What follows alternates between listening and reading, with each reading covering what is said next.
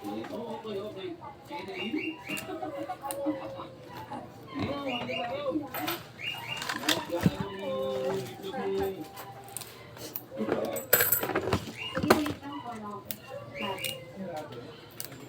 mga idol, kangkong ulam namin. Aadobohin ko. Ito naman ay maganda sa kalusugan to. Kangkong. Basta ho mga green na gulay. Maganda yan sa health.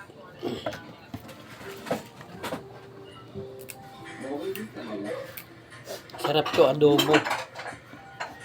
Adobohin ko. Kasi noon, ganito po talaga ang ulam namin kuminsan. Nararamdaman kong may buwang na ako sa mundo. Na-adobo lang. Toyo, suka lang, mantika, sibuyas, bawang, okay na po yun. Kahit wala nang halo pang iba. Masarap na yun.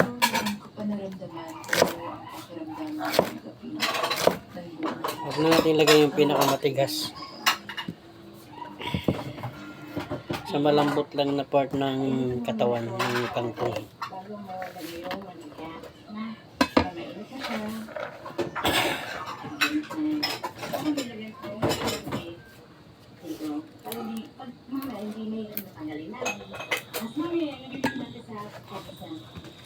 Doon.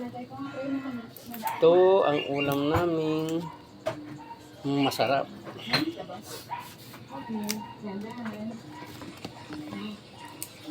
Ang kangkong baw. Mantika, toyo, suka, sibuyas, bawang, kamatis, okay. Solve na.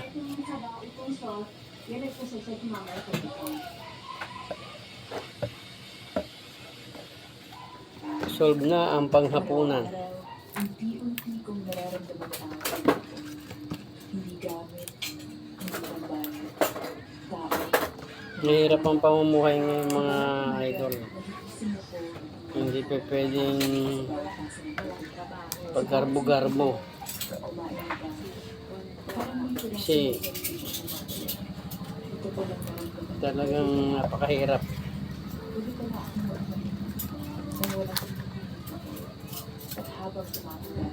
Pag walang kakayahan, huwag ipilit ang sarili. Dahil sanay naman po tayo sa gantong mga pagkain, ulam, katulad nito. Kasi noon, nung bata pa ako, mama ko nagluluto ng ganito. Kangkong.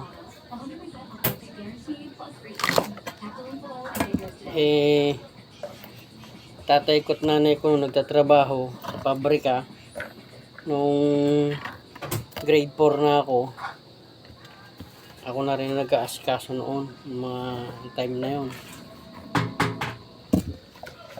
Ako nagluluto, ako nag-aasikaso ko dun sa apat kong kapatid nung araw, panahon.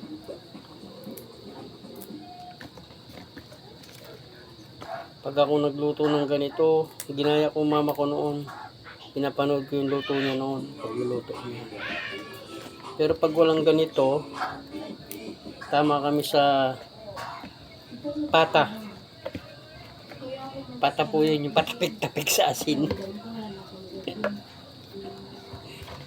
Yun po yun, yung pata.